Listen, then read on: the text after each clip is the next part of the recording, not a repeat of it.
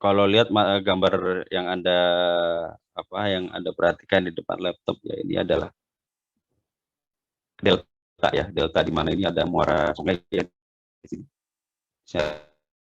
Ada muara sungai begitu. Terus kemudian kita buat transek ya. Nah, kalau transek ini syaratnya harus tegak lurus ya dengan muara. Gitu. Dan ini ada kita buat bergantung dari mana, dari sudut pandang yang akan kita amati. Ini kan melingkar ya, ya semacam hampir setengah lingkaran. Jadi kita mengambil sisi-sisi yang dimana masih ada pengaruh dari air tawar lari kemana di sini. Ingat bahwa estuari adalah perairan semi tertutup ya, begitu. Ada halangannya begitu. Dan setiap transek ini kita buat plot atau kotak, ada berapa banyak ya, sesuaikan dengan kebutuhan kita gitu. Di mana jarak antar plot 50 sampai 100 meter gitu. Bergantung dari kebutuhan ya, kemudian juga tenaga ya gitu. Kalau tenaganya banyak bisa 50 meter antar plot ya, tapi kalau tidak ya kasihan gitu. Karena mangrove kan luas ya. Ini khususnya untuk mangrove, vegetasi mangrove yang alami. Kalau vegetasi mangrove yang buatan dia tidak seperti ini ya. Jadi cukup jarak, bisa jadi hanya 5 meter sudah kita amati. Tapi kalau alami beda ya. Biasanya ketebalannya beda, kemudian jenisnya beda, kemudian susunannya juga berbeda. Ini kita mengacu pada Kemen LH yang nomor 201 tahun 2004 tentang kriteria baku dan pedoman penentuan kerusakan mangrove. Untuk lebih jelasnya di slide minggu lalu ada ya bagaimana pembuatan plotnya. Ini adalah gambar saja. Jadi kalau Anda tembak dari udara ya gitu. Dari Google Earth Anda bisa memplotkan dari komputer ya atau dari laptop. Ini mengulang kembali ya, setelah pengukuran mangrove ada semai ya, anak kan tinggi kurang dari 1,5 meter ya, di mengulang sedikit minggu lalu. Kemudian panjang itu tinggi 1,5 meter ya, sampai anakan yang berdiameter kurang dari 10 cm ya. Itulah kenapa kemarin kita menggunakan, salah satunya menggunakan meteran jahit karena agar mudah ya kalau kita mau mengelilinginya begitu. Atau bisa juga Anda sekarang udah canggih menggunakan jarak, mengukur jarak menggunakan sensor ya, tembak juga bisa gitu. Nah, untuk dari kategori diameter untuk pohon yaitu berdiameter 10 cm atau lebih gitu, itu pohon. Nah, untuk gambar ya seperti yang pertemuan minggu lalu ya, ada yang bagian cabang itu bagaimana, cabang dua bagaimana, kita ya dari ukur dari segi tingginya kita juga bisa melihat. Walaupun tinggi belum memenuhi, tapi kalau pohon diameternya sudah 10 cm atau lebih ya maka dianggap pohon. Nah, kemudian untuk tumbuhan bawah, nah ini perdu sebenarnya, istilahnya perdu, ya ini yang berada di sekitar dalam mangrove itu sendiri atau sebelum mangrove, ya begitu. Ya, kalau di cenderung pasang sempurna, ya jenis mangrove yang pasang sempurna, itu jarang ada yang namanya tumbuhan perdu. Tapi kalau pasang sebagian, nah perdu ini kadang ada, ya begitu. Tumbuhnya lumayan banyak, terutama jenis nipah ya, atau jenis yang termasuk omni ya, vegetasi omni yaitu sagu ya. Sagu juga kadang-kadang kita jumpai di daerah pesisir begitu, karena kuat di salinitas tinggi juga. Begitu. Karena memiliki akarnya memiliki kemampuan untuk menyerap atau mengkristalkan dari garam itu sendiri. Seperti yang ada di Kepulauan Meranti ya, gitu. Di sana ada yaitu mangrove ya, tapi ada juga terdapat pohon sagu atau kirai. Kalau kita kirai ya, baik itu sagu yang berduri maupun tidak berduri gitu ya. Dengan tajuknya lumayan panjang ya, bisa jadi 1 sampai 1,5 meter panjang tajuknya. Oke, ini mengulang kembali. Ini kalau dibuat sketsa plotnya begitu. Jadi bisa jadi ini plotnya panjang sekali ya, jadi 20 bergantung tadi luasan yang kita akan amati begitu. Kita settingannya adalah pada saat pasangnya atau surutnya gitu ya. Jadi kalau kita ngambil lebih cenderung pasang misalnya berarti cenderung di musim hujan, berarti plotnya nggak banyak. Berarti yang tertutupi oleh air laut yaitu kita ambil gitu. Tapi kalau pada saat surut ya kita ambil yang bagian yang terlihat hampir semuanya atau jarang direndam oleh air laut begitu ya. Jadi bisa jadi lebih panjang lagi ya. Kalau Anda perhatikan di gambar yang paling depan tadi, satu satu kawasan, satu trasek itu bisa 7 plot, banyak sekali ya gitu. Kemudian yang Anda harus pahami bahwa satu plot itu memiliki ukuran 10 kali 10 ya, seperti yang minggu lalu dijelaskan oleh Pak Wiyoto begitu ya. Jadi ada bagian pohon, dia biasanya ini menyebar gitu ya. Kemudian anakan ini kita mengklasterkan per 5 meter kali 5 meter begitu. Jadi kalau pohon bisa jadi di sini, bisa jadi di sini ya untuk letaknya. Untuk semai ya kembali lagi, kalau dia pasang sempurna, biasanya juga jarang temukan, tapi kalau pasang sebagian bisa ada semuanya gitu. Bisa juga dia lebih cenderung terendam atau tidak. Itu mempengaruhi jenis juga untuk dari mangrove-nya, apakah Rhizopora atau Vesenia gitu ya. Oke. Nah, ini seperti minggu lalu ya kan ada datasheet yang pernah ditampilkan di pertemuan minggu lalu ya oleh Pak Wiyoto. Nah, ini contoh saja yang diadakan oleh salah satu lembaga ilmiah yaitu PKSPB gitu ya. Ini sudah ada keterangannya, ada nomor foto juga, ada suhunya berapa ya. Kemudian salinitas untuk pH ya. Untuk pH-nya berapa ya, 7 atau 8 gitu. Substratnya bagaimana ya, memang pada dasarnya pada saat pengukuran mangrove sama hampir yang setiap dilakukan di pengukuran sedimen ya, seperti di danau juga sama harus dilakukan. Kita harus mengambil substratnya juga atau lumpurnya, karena itu menentukan dari satu komposisi dari organismenya. Yang kedua menentukan tingkat kesuburan dari tanaman mangrove itu sendiri. Dan yang ketiga bisa diketahui jenis vegetasi mangrove apa, yaitu mangrove yang pasang sempurna atau sebagian. Kalau yang pasang sebagian biasanya warna substratnya itu lumayan gelap ya, artinya sering lebih banyak lumpurnya. Tapi kalau pasang sempurna tidak, dia cenderung berpasir ya. Contoh yang ada di ujung genteng itu ya, itu kategori mangrove pasang sempurna, artinya hampir semua sisinya berupa pasir ya. Semua media tanamnya berupa pasir, hampir tidak ada lumpur gitu ya. Nah, ini ada jenis kodenya, misalnya Rhizopus CRA ini, terus misalnya Begini bergorea begitu. Kemudian ini Vesenia ya, ini ada kode-kode saja begitu. Sebelum kita ukur ya, kita buat beberapa jenis kode tanaman yang umum ada di Indonesia begitu, supaya pas Anda ukur, Anda tahu, Anda plotkan begitu ya. Nah, lebih jelas nanti di slide yang sebelumnya kan ada itu ya, pembagian pohon anakan ya, semai gitu.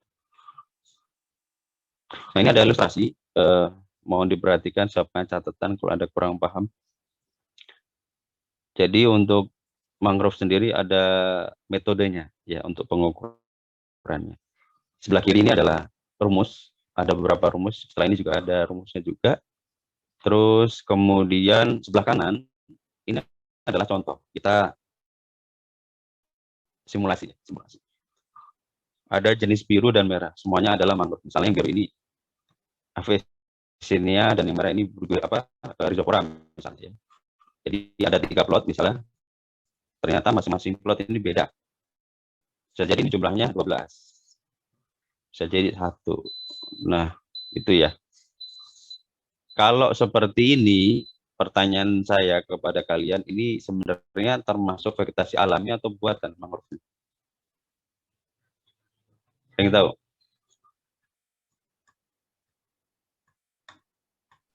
Alami, Pak. Saya ulangi, apabila jumlah jenisnya sedikit ya, gitu. dibandingkan apa namanya, keanekaragaman ya.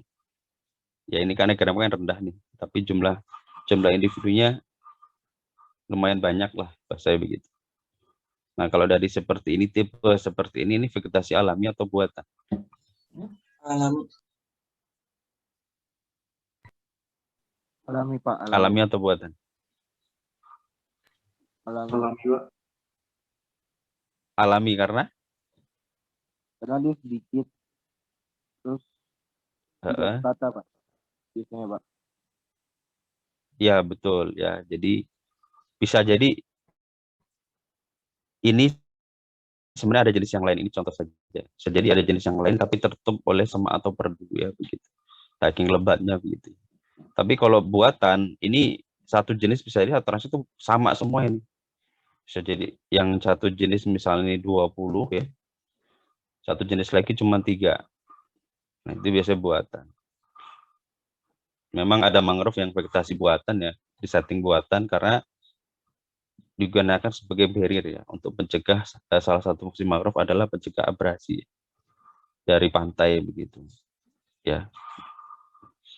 Oke, kita coba hitung ya, kita simulasi saja, nanti Anda catat, kalau Anda kurang paham ditanyakan, nanti akan dibantu ke asisten terkait dengan bagaimana pengukurannya. Nah, untuk kerapatan, sebagai informasi, kerapatan ini adalah jumlah individu suatu jenis. Jadi banyaknya itu ada berapa sih gitu ya, banyaknya jenis. Kemudian plus luas contoh. Luas contoh ini maksudnya apa?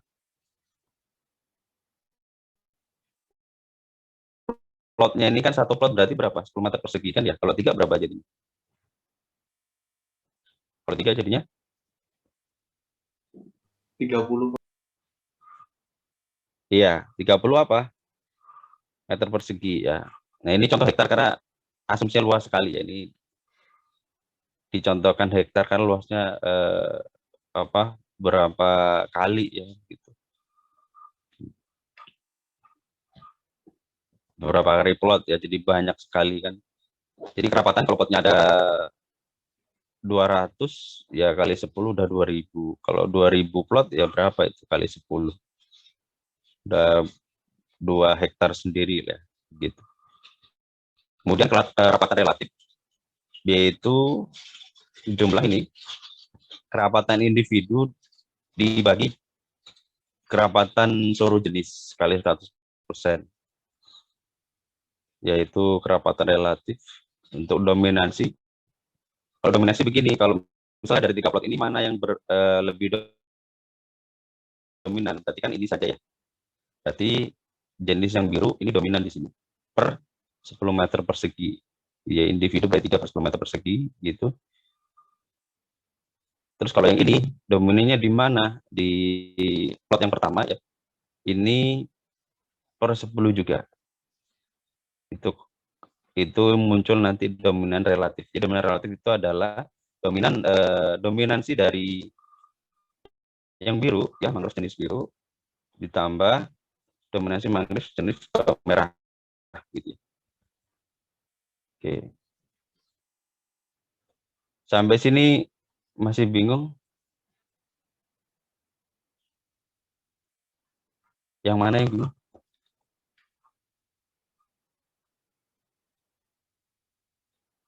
Oke ya, saya beri contoh, mudah-mudahan paham. Contoh ya, kerapatan biru berapa? 6 kan ya? 1, 2, 3, 4, 5, 6. Jelas? Jelas, Pak. Jelas, Pak. Oh, jelas. Jelas ya.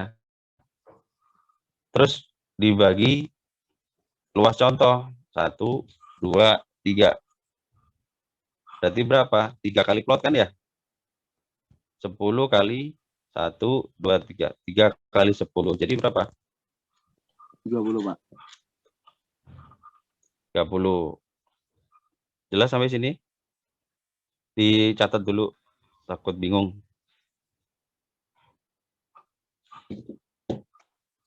Sudah dicatat? Oke. Itu yang biru. Kemudian yang merah. Kita coba hitung yang kerapatan merah. Ada berapa?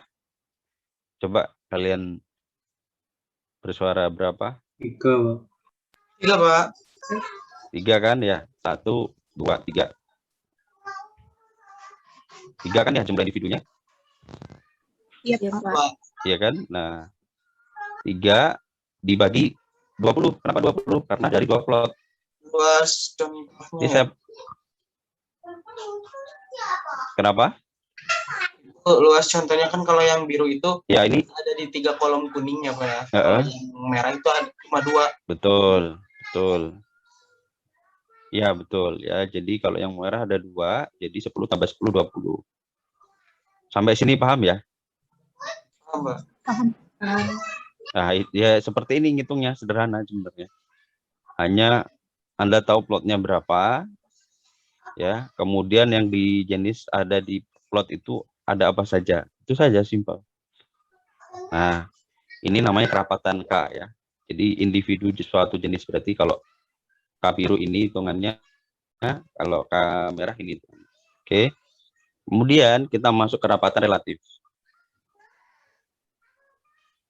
Nah, karena K biru ini adalah 0,2, paham ya? Ini kan 0,2 nih. Ya kan? Karena kita mencari kerapatan relatif atau rasionya berapa sih perbandingannya? Berarti 0,2 dibagi 0,35. Pertanyaannya, 0,35 dari mana? Gabungan keduanya, Pak. 0,2. Kerapatan pertama sama kerapatan kedua, Pak. Ya, betul. Ya, jadi kerapatan relatif itu yaitu bagian dari total ya. Bagian dari total atau persekian persen. Ya, jadi kalau biru berarti 0,2 dibagi 0,35 dikali 100%. Hasilnya berapa? 57,2%. Oke. Oke ya. Udah jelas ya sampai sini? Sudah, Pak. Jelas, Masih ada yang bingung? Jelas. Nah, kalau untuk kerapatan yang merah berapa jumlahnya kira-kira?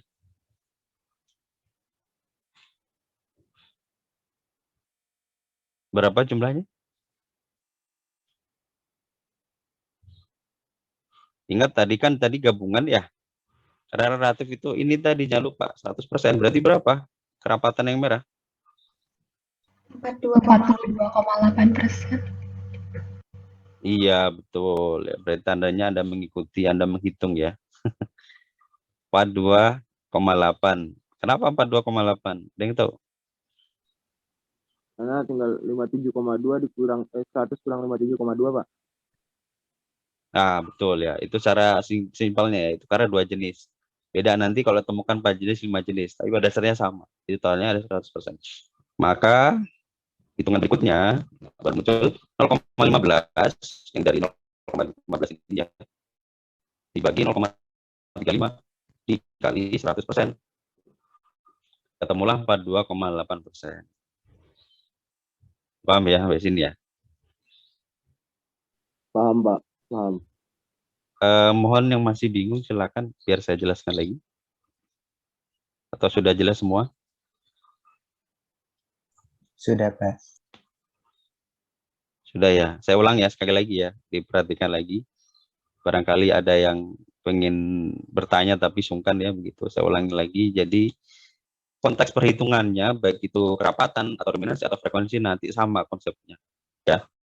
Jadi satuannya itu adalah kalau untuk kerapatan itulah contoh transek begitu ya.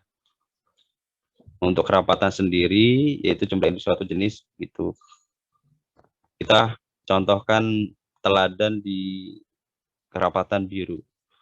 Kerapatan biru dari 3 plot yang ada. Ingat ini plot ya, bukan transek. Beda ya. Nanti Anda bingung lagi. Ya begitu. Jadi ada misalkan yang biru ini atau jenis Rhizopora ada 3 di 3 plot. Karena 3 plot ini kita hitung totalnya berapa? 2 tambah 3 tambah 1. Jadi berapa? 6 kan ya? 6. Kemudian dibagi berapa? Karena 3 plot, masing-masing plot itu 10 meter persegi. Jadi 6/30. Ya, hasilnya 0,2 individu per meter persegi. Dari mana satuannya? Dari ini. Perlu Anda perhatikan bahwa ini harus ada satuan ya. Kalau tidak ada satuan maka salah. Ya, ini satuan sangat penting sekali. Bisa jadi ini kalau tidak satuan bisa jadi satuannya per meter kubik, padahal bukan volume ya. Itu yang harus pahami. Atau per meter saja, ya tidak bisa ya. Ini kan sebuah media ya. Jadi bentuknya adalah persegi gitu ya. Itu untuk yang biru. Untuk yang merah berapa? Ya sisanya berarti 1 tambah 2, 3 ya, 3 individu per berapa plot yang ada di merah? Ada 2 per 20. Berarti sama dengan 0,15 individu per meter persegi. Itu untuk kerapatan. Jadi sebenarnya kerapatan KI atau KI, I-nya itu jenis sebenarnya. Makanya saya permudah biru sama merah. Kemudian untuk yang kerapatan relatifnya, untuk biru, berarti bagaimana caranya? Ingat bahwa kalau relatif, ingat pada dasarnya kalau relatif adalah hasil dari bagian dari jumlah total. Dengan kata lain 100%. Berarti 0,2 dibagi 0,35. Dari mana 0,35? Yaitu 0,2 ditambah 0,15. Jadilah 0,35. Ya, untuk kerapatan biru 0,2 dibagi 0,35 dikali 100% sama dengan 57,2%. Untuk kerapatan merah 0,15 dibagi 0,35. Dari mana 0,15? Kembali lagi dari kerapatan yang sebelumnya, yaitu 0,15 dibagi 0,35. Sama ya, 0,35 ini juga 0,35 gitu ya. Dikali 100% hasilnya 42,8%. Nah, itu untuk kerapatan dan kerapatan relatif. Untuk dominansi bagaimana? Sama, tadi saya jelaskan. Nanti dibuat seperti ini lagi. Misalnya berarti D biru sama D merah. Itu ya caranya ya. D biru sama D merah. Nah, untuk D biru kita lihat misalnya dominan di mana ini kan. Jadi setiap setiap transek pasti ada plot yang dominan. Misalnya ini yang dominan. 3 misalnya. Berarti 3 per 1 transek berarti 10, 3 per 10 ya. Gitu. Nah, untuk yang dominan merah sama. Yang mana? Oh, yang ini. Misalnya plot yang nomor pertama itu 2 individu per 10 gitu ya. Nah, untuk dominasi relatifnya bagaimana? Sama ya seperti tadi sebelumnya. Caranya hasilnya ini ditambah ini ya. Kemudian untuk yang dominasi relatif ya tinggal dibagi saja. Hasil yang dari dominansi relatif dominansi biru dibagi jumlah total dominansi dikali 100%. Gitu ya. Untuk dominansi seperti itu. Sampai sini ada yang tanya kan?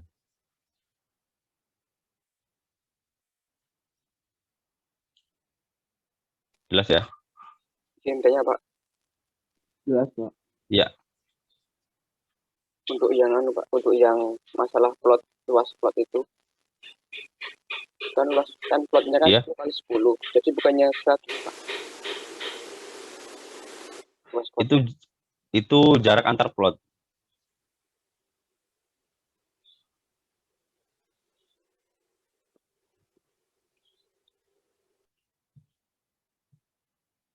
Ini ya. Jarak antar plotnya.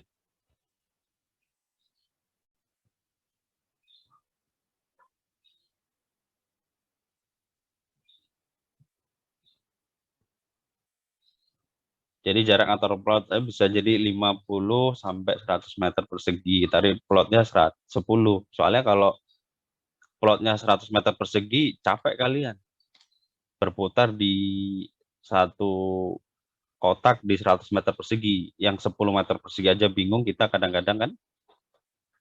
Kalau Anda lagi ke mangrove, kadang-kadang nggak kelihatan orangnya begitu. Kalau hilang bagaimana? Jadi, oleh karena itu kita kan samping ya, lebih ke arah pengambilan perwakilan data begitu ya. Jadi hal yang sedikit tapi mewakili yang banyak. Konteksnya seperti itu. Jelas ya?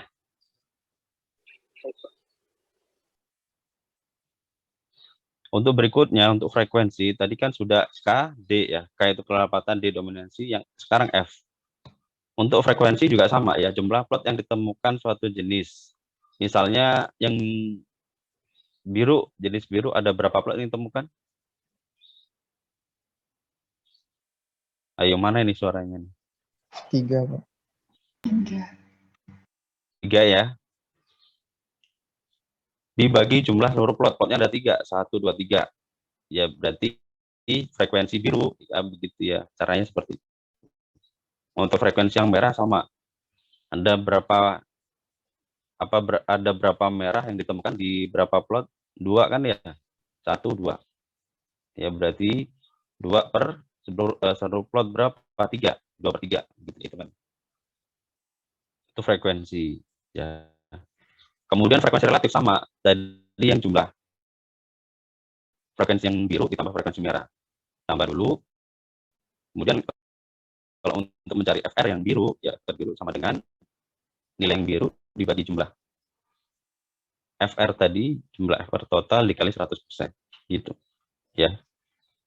Jadi saya ulangi, ada 3 penghitungan untuk terkait indeksnya ya, atau nilainya, yaitu kerapatan, dominansi, dan frekuensi. Kemudian ada indeks nilai penting, dibagi menjadi 2. Yang pertama adalah tanpa pohon ya, tanpa pohon. Jadi ada semai masuk, pancang, dan lain-lain masuk. Begitu. Nah, kalau bedanya apa? Kalau di NP yang untuk yang tanpa pohon ya, atau kategori perdu, atau anakan, dan semai begitu, tidak dimasukkan DR ya, atau dominasi relatif. Karena dominasi relatif ini lebih ke arah naungan, lebih ke arah tajuk. Ya, tajuknya itu sampai berapa sih dia menaungi gitu kan. Bisa jadi satu pohon daunnya, rantingnya, kemudian lebar tajuknya itu bisa jadi dia sampai 2 meter misalnya. 2 meter persegi. Untuk ukuran arah tajuk kan kita hitungnya kan dengan lingkaran ya, begitu. Nah, seperti payung lah, seperti itu. Jadi DR-nya ini tidak dimasukkan. Tapi kalau untuk pohon ini dimasukkan. Karena itu bagian dari keterkaitan hubungan ya antar dari nilai tadi, baik itu KR, FR ya. Soalnya untuk indeks nilai penting ya, untuk selain pohon totalnya adalah 200% ya. Karena apa? Ada ini KR ditambah FR, jadi ada dua parameter ini sehingga jumlahnya 200. Sedangkan indeks nilai penting untuk tiang atau pohon jumlah totalnya 300 karena meliputi 3 hal, KR, FR, dan DR. Sehingga dijumlahkan kalau semuanya 100% berarti 100 tambah 100 tambah 100 sama dengan 300%. Gitu ya. Ada yang tanya kan?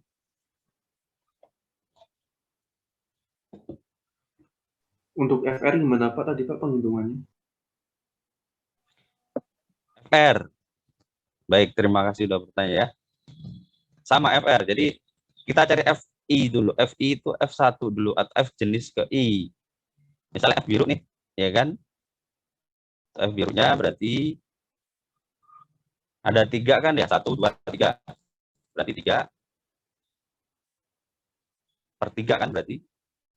Jumlah plot ada 3, 1, 2, 3, 3 per 3. Jadi yang biru. Yang merah berapa? Karena merah ada 2 plot, jadi 1, 2, berarti 2 per berapa plot? Totalnya 3. 1, 2, 3, berarti 2 per 3. Ya kan? Nah, kemudian untuk FRI, misalnya FR biru tadi. Jadi jumlah nilai FI, nilai F biru tadi, nilai biru, dibagi berapa? Dibagi dalam kurung jumlah F biru ditambah F merah dalam kurung ya, kemudian dikali 100%. Masih bingung? Jelas? Baik Pak, terima kasih. Bingung Pak dikit Pak. Oh, saya ulang ya, saya pelan-pelan ya, saya pelan-pelan. Sambil tulis nggak apa-apa, siapkan penanya. Jadi frekuensi ini kan kita hitung per jenis juga, kan ada FI sebenarnya di sini. Jadi Untuk frekuensi yang biru, jenis biru, saya ulang pelan-pelan, yaitu ada 3 kan, 3 plot, 1, 2, 3, berarti 3 per berapa? Per 3 kan? Itu F biru. Ya, kemudian F merah ada berapa? Itu karena ada 2 dan 2 plot ya. Jadi 2, 1 ini ada, 2 ini ada juga, 1, 2. Jadi 2 plot per 3 plot, 1, 2, 3. Sampai ini jelas? Jelas, Pak, jelas. Jadi F merahnya berapa? Frekuensi yang merah ada 2/3 nilainya. Ya. Iya, 2/3. Kemudian ya, kemudian hitung frekuensi totalnya berapa. Nah, frekuensi seluruh jenisnya berapa? Kita hitung dulu deh bergampang, bahasa gitu ya. Jadi berapa tadi? 3/3, yang biru kan ya bener. Yang biru kan 3/3, yang merah berapa? 2/3. 2/3. 2/3. Dijumlah berarti Iya, 5/3. 5/3. Sambil dicatat ya ini ya. Nanti nggak paham loh. Ya, 5/3 betul. Nah, ini berapa? Ini 5/3. Hasilnya tadi ya begitu. Nah, untuk FR yang biru, nah FR yang biru berapa sih? Ya tadi, KF biru tadi 3/3, tulis aja sini 3/3 per, karena frekuensi seluruh jenis tadi udah dihitung, berarti 5/3 kan tadi kan ya? Betul ya? Iya, Pak, 5/3. Dikali 100%. Itu yang FR biru. Bagaimana kalau FR merah? Gitu kan? Kalau FR merah ya gantian. Tadi FR merah kan berapa? 2 plot per total 3, berarti 2/3. Di sini tulis 2/3, gitu ya.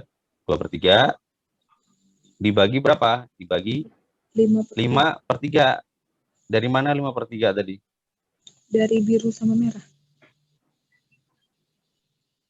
Iya, Pak, diputar balik. Ya, dari total ya. Ya, jadi dari total tadi frekuensi yang biru ditambah frekuensi yang merah. Dan tadi ini yang biru kan 3/3, yang merah berapa? 2/3. 2/3. Ya,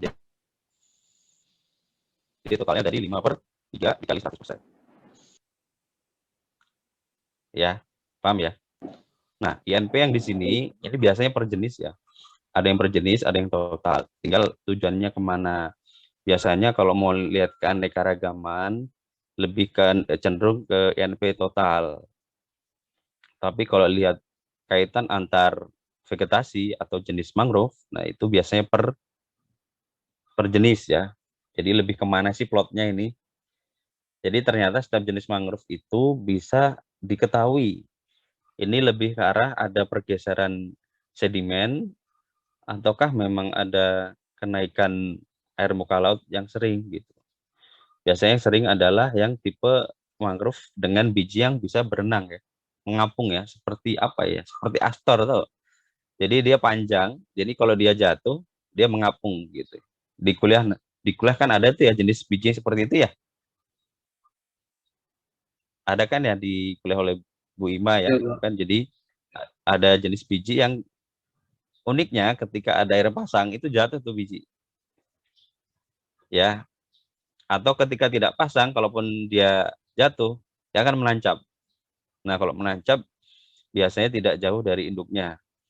Dia akan tumbuh seperti itu. Tapi kalau pada saat pasang, dia biasanya larinya agak ke tengah laut. Gitu ya, karena dia dijadikan dengan akar tongkat. Gitu. Tapi yang biji yang tidak bisa mengapung, biasanya cenderung bertemu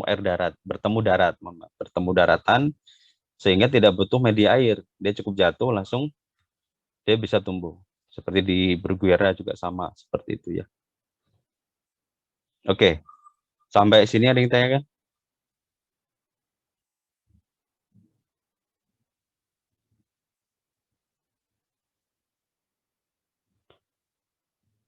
Oke, itu barangkali itu saja dari saya.